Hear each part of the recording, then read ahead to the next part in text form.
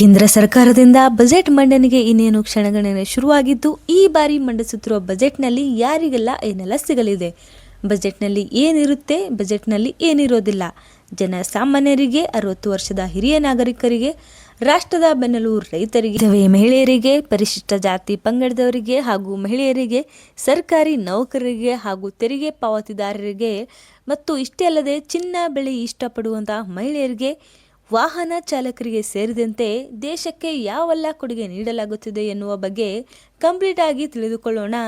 ಯಾರಿಗೆಲ್ಲ ಏನು ಸಿಗಲಿದೆ ಎಂದು ತಿಳಿದುಕೊಳ್ಳೋಣ. ವಿಡಿಯೋನ ಕೊನೆವರೆಗೂ ಮಿಸ್ ಮಾಡದೆ ನೋಡಿ. ಕೇಂದ್ರ ಸರ್ಕಾರದ ಈ ಬಾರಿಯ ಬಜೆಟ್ನಲ್ಲಿ ಒಂದು ದೇಶ ಒಂದು ITR ಫಾರ್ಮ್. ಪ್ರಸ್ತುತ ಇರುವ 7 ಬಗೆಯ ITR ಫಾರ್ಮ್ಗಳಿಂದ ಎಷ್ಟೋ ಜನರಿಗೆ ಗೊಂದಲ ಉಂಟಾಗುತ್ತಿದೆ. ಇದನ್ನು ತಪ್ಪಿಸೋಕೆ ಅಂತ ಕೇಂದ್ರ ಸರ್ಕಾರ ಎಲ್ಲರಿಗೂ ಅನ್ವಯ ಆಗುವಂತೆ ಒಂದೇ ಸಾಮಾನ್ಯ ITR ಫಾರ್ಮ್ ಅನ್ನು ಪರಿಚಯಿಸುವ ಸಾಧ್ಯತೆ ಇದೆ. ಕೇಂದ್ರ ಸರ್ಕಾರದ ಇಂತಹ ಒಂದು ದೊಡ್ಡ ನಿರ್ಧಾರದಿಂದ ಎಷ್ಟೋ ಜನ ತೆರಿಗೆ ಸಲ್ಲಿಸುವ ಪ್ರಕ್ರಿಯೆಯನ್ನ ಸುಲಭಗೊಳಿಸಿಕೊಂಡು ಅವರ ಕೆಲಸವನ್ನ ಈಸಿಯಾಗಿ ಮಾಡಿಕೊಳ್ಬಹುದು.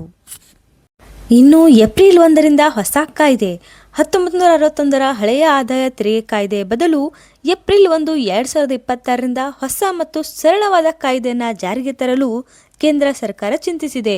ಅನಗತ್ಯ ಮತ್ತು ಹಳೆಯ ನಿಯಮಗಳನ್ನು ತೆಗೆದುಹಾಕಿ ಮಾಸ್ಟರ್ ಸರ್ಕ್ಯುಲರ್ ಅನ್ನು ಹೊರಡಿಸುವ ನಿರೀಕ್ಷೆ ಇಲ್ಲಿದೆ. TDS ನಿಯಮಗಳಲ್ಲಿ ಬದಲಾವಣೆ.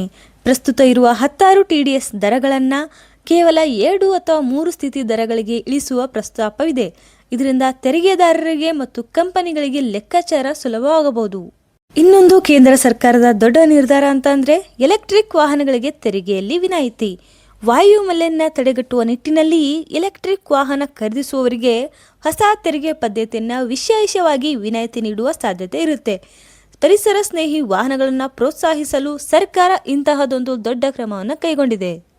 ವಾಯು ಮಾಲಿನ್ಯದ ತಡೆಗೆ ಪ್ರೋತ್ಸಾಹ. ಭಾರತದ ಅನೇಕ ನಗರಗಳು ಅತಿ ಹೆಚ್ಚು ಕಲುಷಿತ ನಗರಗಳ ಪಟ್ಟಿಯಲ್ಲಿ ಸೇರುತ್ತಿರುವುದರಿಂದ ವಾಯು ಮಾಲಿನ್ಯ ಸಮಸ್ಯೆಯನ್ನು ಎದುರಿಸಲು ನೇರ ತೆರಿಗೆ ಕಾನೂನನ್ನು ಒಂದು ಪ್ರಬಲ ಸಾಧನವಾಗಿ ಬಳಸಿಕೊಳ್ಳಬಹುದು. ಪ್ರಸ್ತುತ ದೇಶ ಎದುರಿಸುತ್ತಿರುವ ವಾಯು ಮಾಲಿನ್ಯ ಮತ್ತು ಆರೋಗ್ಯ ಸ್ಥಿತಿಯನ್ನು ಗಮನದಲ್ಲಿಟ್ಟುಕೊಂಡ ಸರ್ಕಾರ ಇದೀಗ ಕಂಪನಿಗಳು ತಮ್ಮ CRC ಹಣವನ್ನು ಮಾಲಿನ್ಯ ನಿಯಂತ್ರಣಕ್ಕೆ ಬಳಸಿದರೆ ಅದಕ್ಕೆ ತೆರಿಗೆ ವಿನಾಯಿತಿಯನ್ನು ನೀಡುವ ಪ್ರಸ್ತಾಪವನ್ನು ಇಲ್ಲಿ ಬಜೆಟ್ನಲ್ಲಿ ಮುಂದಿಟ್ಟಿದೆ.